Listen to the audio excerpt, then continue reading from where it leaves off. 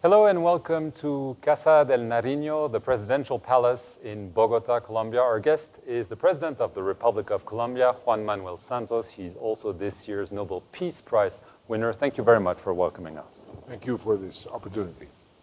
Mr. President, when the announcement of your Nobel Peace Prize arrived, it was to reward your efforts to reach a peace agreement with the FARC, a guerrilla group, and put an end to a civil war that has lasted over half a century.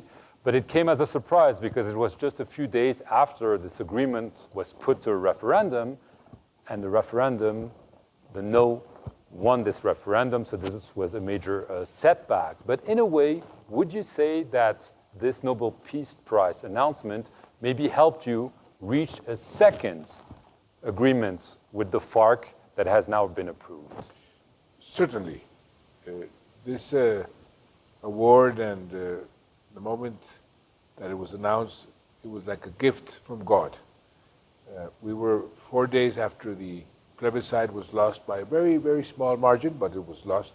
I had recognized the result, and I called for an immediate national dialogue to see if we could get a second agreement, taking into account the opinions and the proposals of the people who had voted no, because all of them had said that they wanted peace.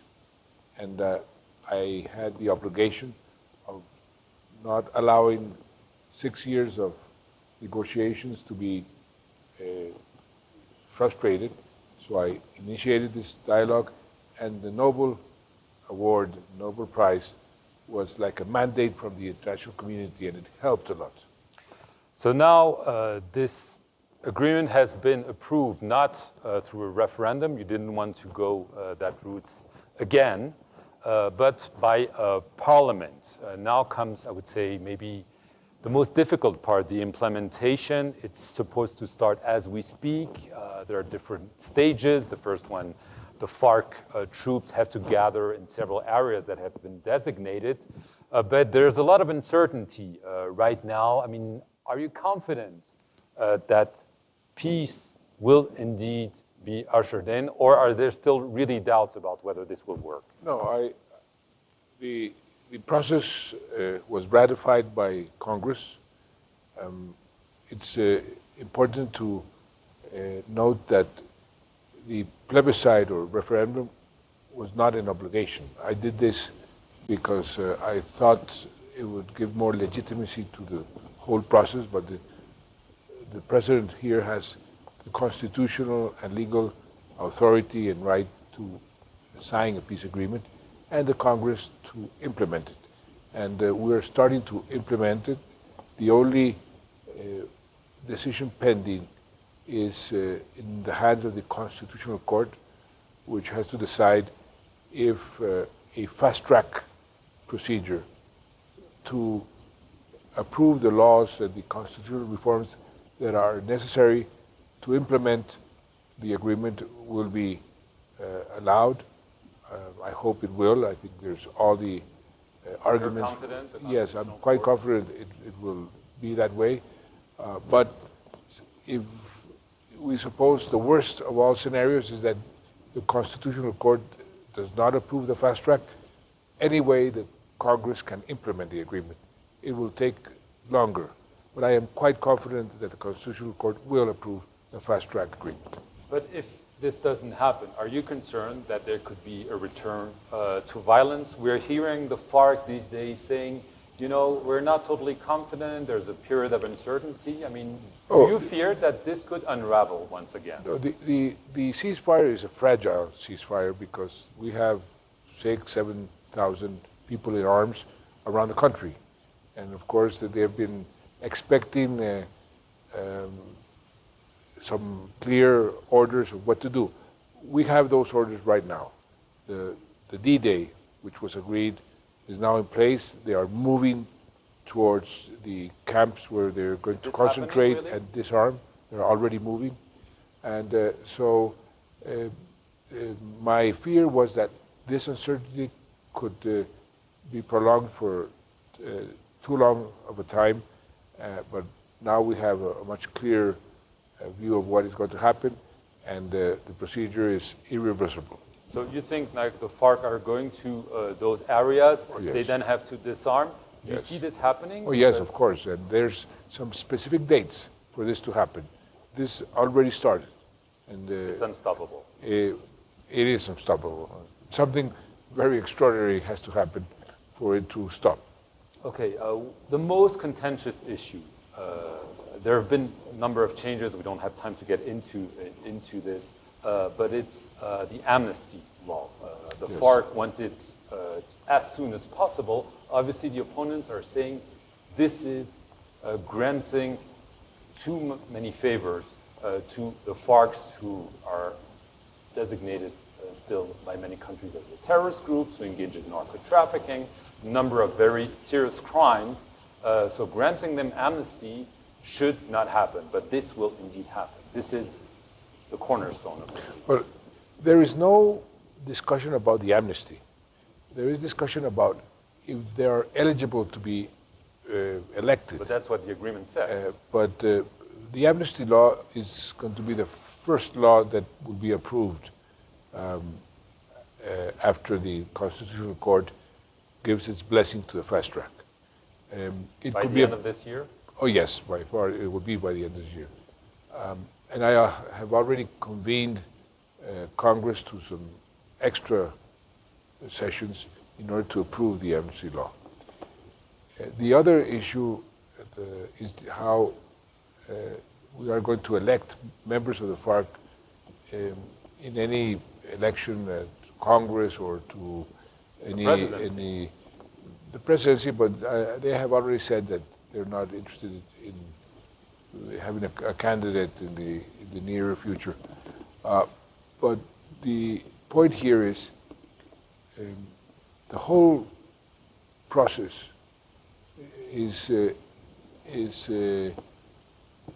geared towards giving them the opportunity to lay down their arms and continue to fight for their political ideals, but within the legal and constitutional framework. So if we don't allow them to be elected, well, then there's no purpose of the whole process. Every peace process in the world allows the guerrillas that lay down their arms to participate in politics. I just want to clarify something. Even those who would be guilty of the worst war crimes, crimes against humanity, would be allowed to run for office under this plan? The most responsible of crimes against humanity, very serious war crimes, will be investigated, judged, and condemned, sanctioned by the special tribunal. Each case will be tried individually.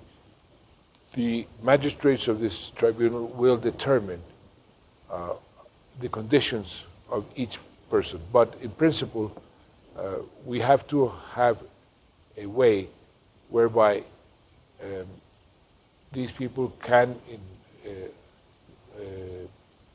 participate in politics, because it's the purpose of the whole agreement. What about narco-trafficking? You've accused, you and other Colombian officials, FARC of being engaged in narco-trafficking, but it seems that the agreements allows to put this a little bit aside and saying, if this was in order to finance the movement, then Yes. it's not that bad. Narco-trafficking is not a political crime, and the agreement does not accept drug trafficking as a political crime. Let me be very clear there. They have agreed, and this is one specific point of the agreement, to cut every link to the drug trafficking business. They will do so, you think? Oh yes, they have to, otherwise they would lose all their benefits. Not only do they have to cut every link, but they have to help us, help the state in the substitution of illegal crops for legal crops. And they are going to help us fight the drug trafficking business, where they recognize that they have been financing themselves by taxing the drug traffickers. That's what they say.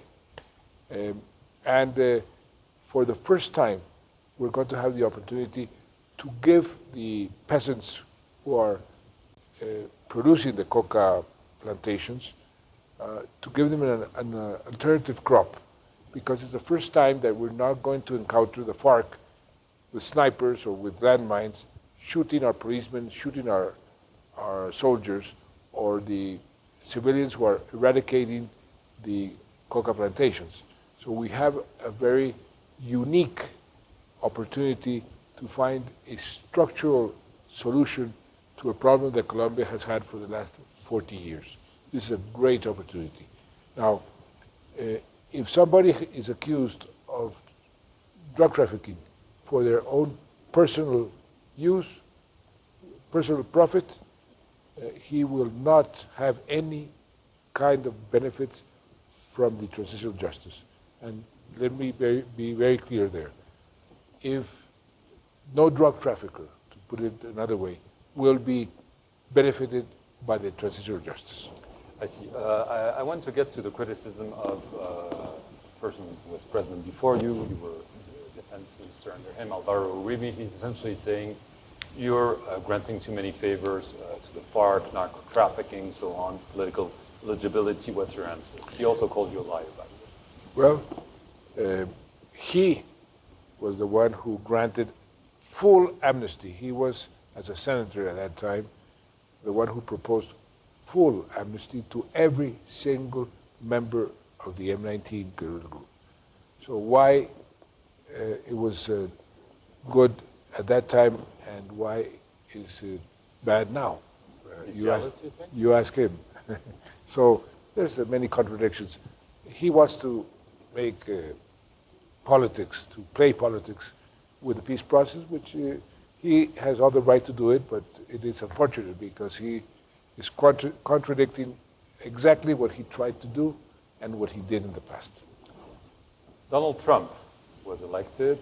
What effect is he going to have on this deal and also on other Colombia-related issues? You've talked to him. He hasn't spoken much about Colombia, but obviously there are concerns about whether the U.S. will continue its financial support, for instance, to Colombia. What's your take on that? Well, we have had a bipartisan support. Both Democrats and Republicans have supported Colombia, supported Plan Colombia, which is a policy, a bipartisan foreign policy initiative that the United States launched more than 15 years ago. It's been very successful. Now we have Peace Colombia for the post-conflict. Both parties have supported it, and I hope that the new administration will continue. Or you say you have received some assurances that this will be the case? They are not in power yet, and they're speaking already. But they have not spoken about Colombia or about Latin America yet. How much is this deal going to cost? How much financial support do you need from the international community? Peace is going to be a very positive factor in our economy. It will bring more investment, it will bring more growth. But of course, we have to invest in the regions where the conflict has concentrated because they are devastated or simply no development has been brought to these regions. So it's a big investment, a big effort, but it's an effort that we will be making with or without the peace process. Now, with the peace process, it's going to be much easier. We have to invest in roads, in schools. But there's no amount that you're asking for from no, the because community? we are, of course, asking for support on things that will have a very high dividend for the world also. Substituting the coca plantation for legal crops is something that will help the French or the British or the Americans because the consumption of drugs is still increasing in the world.